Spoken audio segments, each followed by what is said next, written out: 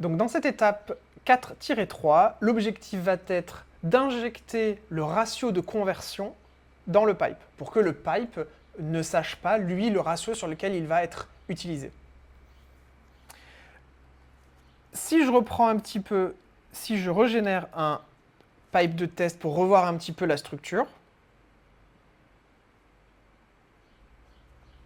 on avait supprimé ceci. Cette notation-là ne va pas forcément nous intéresser, on va tout simplement le penser comme ça. Ou alors même en number. Donc ça voudra dire toujours la value qui arrive de gauche et toujours, donc vu que ça a été généré, donc elle sera de type number. Ce qui repart à droite sera de type number. Et on y passera en paramètre un number, puisque ce sera le ratio de conversion. Avec ceci, donc essaye de mettre, de prendre ça à jour pour l'impacter donc sur ton pipe. Normalement, la modification ne sera pas forcément compliquée, je te laisse faire.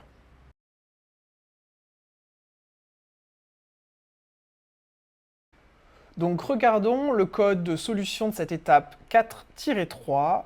On peut démarrer par le pipe.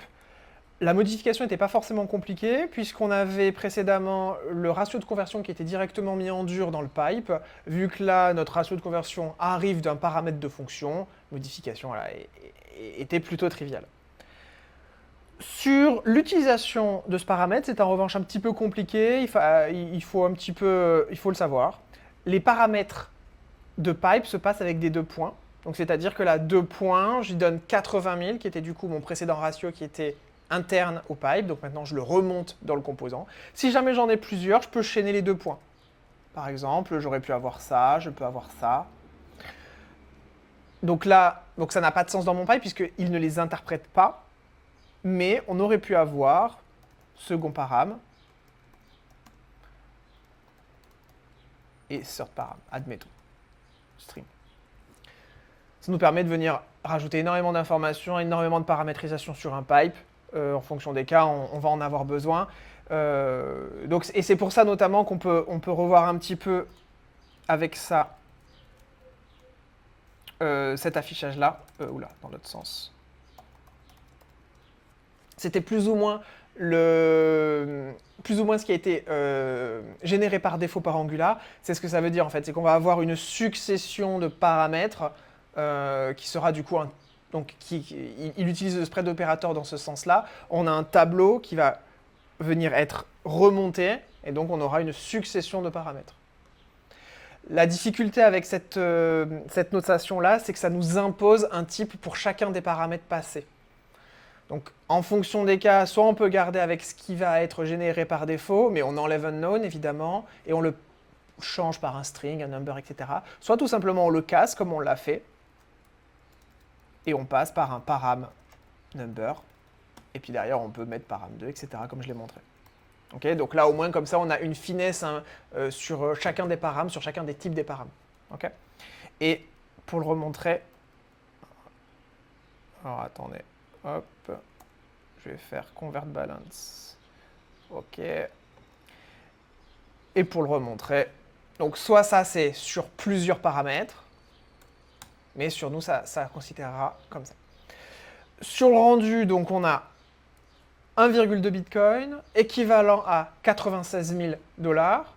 Pour l'instant, donc ça, le rendu ne change pas. Par contre, ce qui est important à noter, c'est que le ratio de conversion a été remonté dans le composant.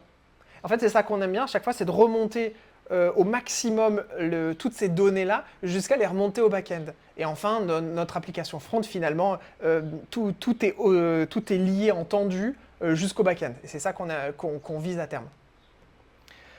Ce qui est aussi important de savoir là, c'est que donc, sur un même amount, sur un même objet, sur un même number, qui est contenu toujours, hein, c'est le 1,2 de mon code, je peux également l'interpréter et maintenant y appliquer un autre ratio de conversion, notamment pour avoir par exemple son équivalent en Ethereum, en appliquant donc un deuxième ratio.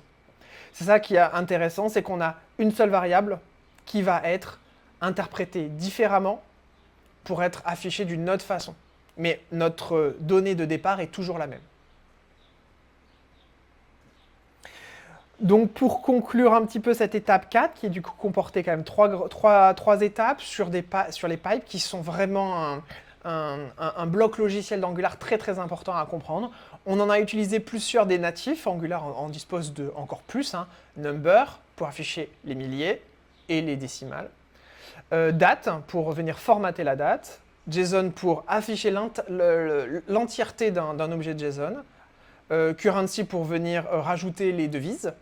Convert Balance qui a été celui qu'on a créé pour venir appliquer un ratio de conversion à un montant. Et enfin, on a rajouté un taux qui pour l'instant est statique au composant, mais qu'on pourrait plus tard lier ça avec une API. Donc du coup, on pourrait interroger une API distante et venir récupérer régulièrement ou par certaines actions le taux de conversion du Bitcoin. Ce qui du coup nous permet d'avoir l'affichage front qui est toujours en lien avec donc, ce ratio de conversion qui est toujours en lien avec les données du back-end. C'est comme ça qu'on va sérieusement tendre progressivement. Donc voilà pour cette étape 4 qui était une première introduction au pipe Angular.